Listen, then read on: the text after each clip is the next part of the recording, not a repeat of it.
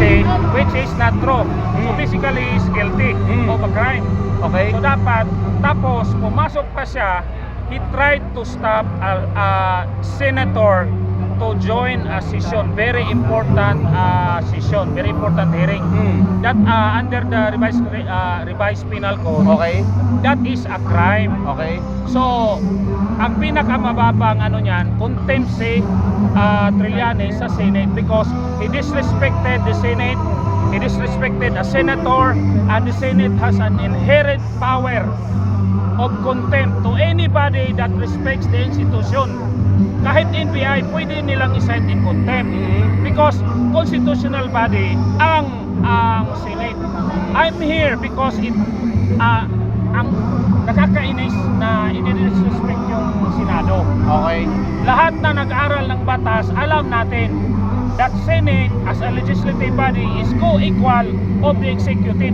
Tapos NBI lang ang haras, di ba? Okay. Oo, tama. So, kung magkaroon ng warrant kay Trillanes, I'd like to be deputized. Sana tayo mga DDS, we'd like to be deputized to arrest a traitor because Trillanes is not serving the interest of the Filipino people.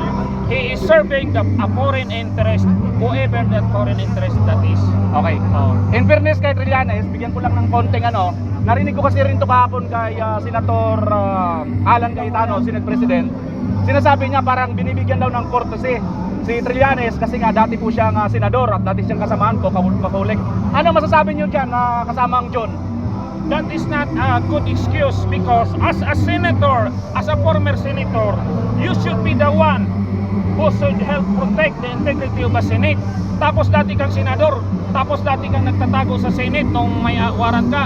Tapos ngayon, i-disrespect mo yung i-disrespect mo yung Senate mismo.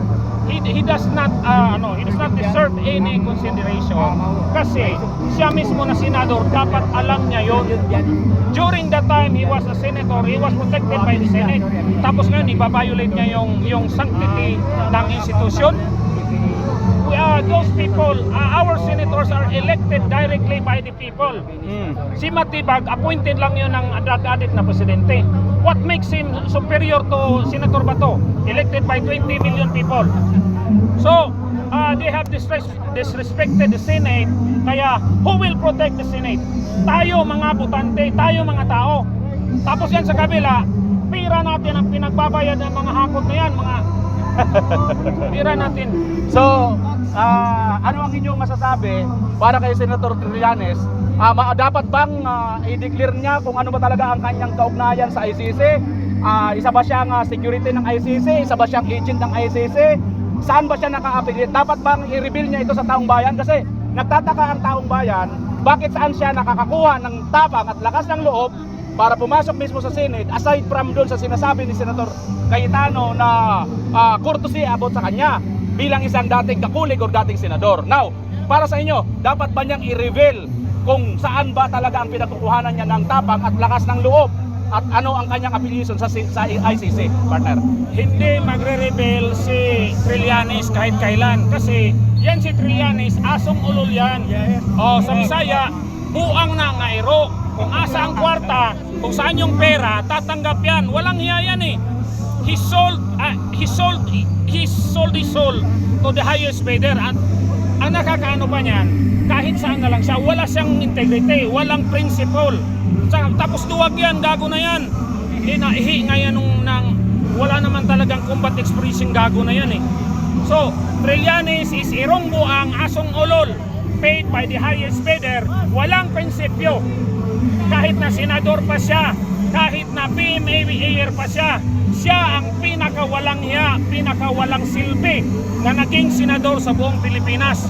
Alam mo si Trillanes, hindi ko nakita na may tapang talaga yan at yung siya lang.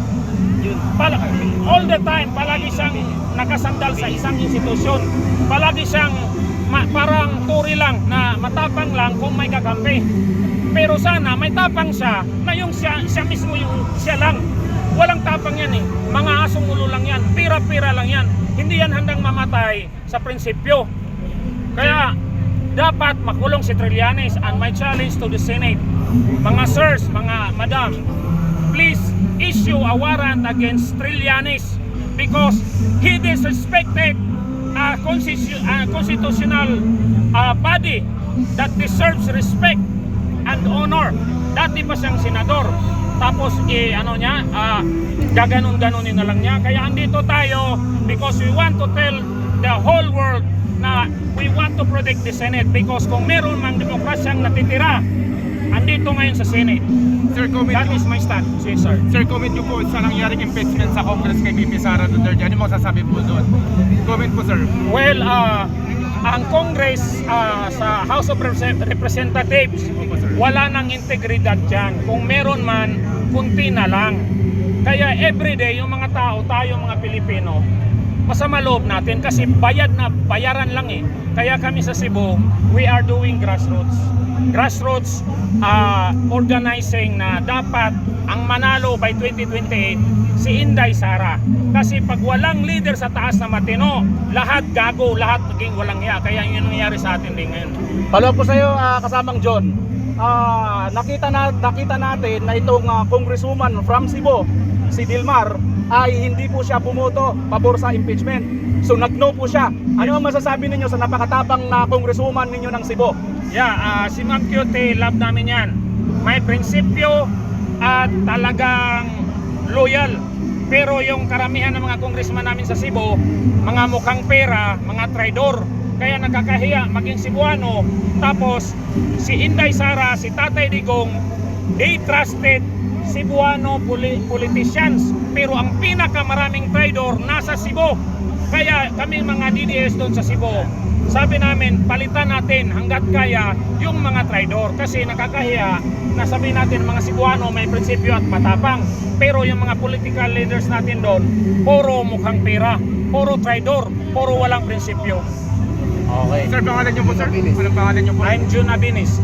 Ako yung Secretary General ng Cebu Alliance for Duterte.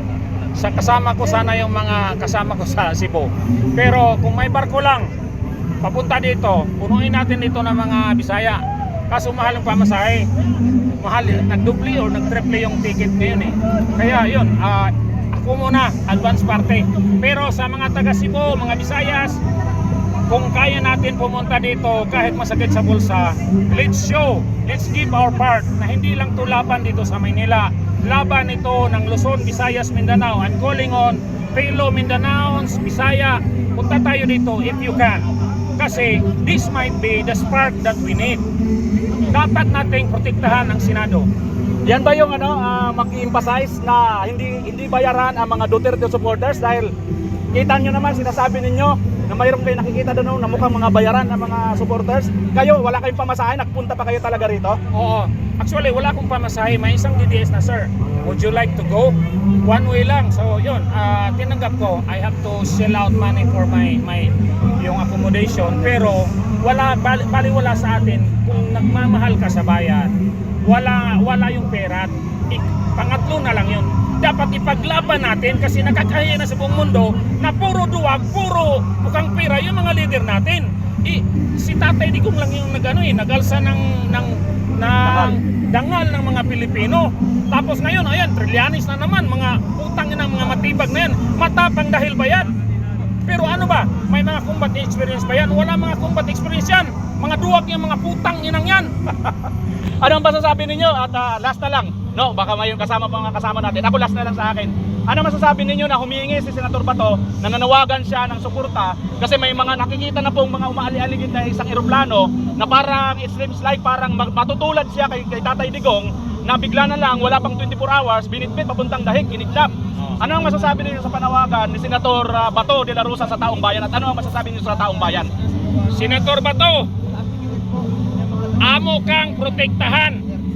Kung bitbiton ka, magpabitbit me. Kung mangusil sila, nako sa imong atubangan, Senator Bato. Dili ta mo sugot ang senador, bitbiton lang ug mga demonyo. Dili ta mo sugot ang mga tao nga isog, dili ta dadalhin lang sa dihig. Yeah, pakitagalog. Dapat, Tagalog lang, Tagalog. Senator Bato, hindi nasa likod, nasa harap nyo kami ngayon sa Senate. Kung meron mang magkakabarila, magkakamatayan, handa tayo.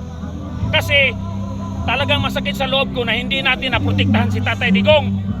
kasi minadali nila. Now we have all the time to protect the Senate kasi minadali nila, kinidnap nila ngayon. Nandito na sa Senate. Sana matatapang din yung mga senador natin. Kasi karamihan sa mga senador natin, mga putang na mga mukhang pera. Hindi na to pera. This is about Filipino honor, pride, and dignity. This is about the future of our children. Nakakahiya ng mga Pilipino sa buong Asia. Puro magnanakaw na lang yung mga leader natin. If this is the right time na mapalitan na yung mga demonyo, palitan natin regardless. Ayan, maraming salamat kay kasamang Jun Nabines all the way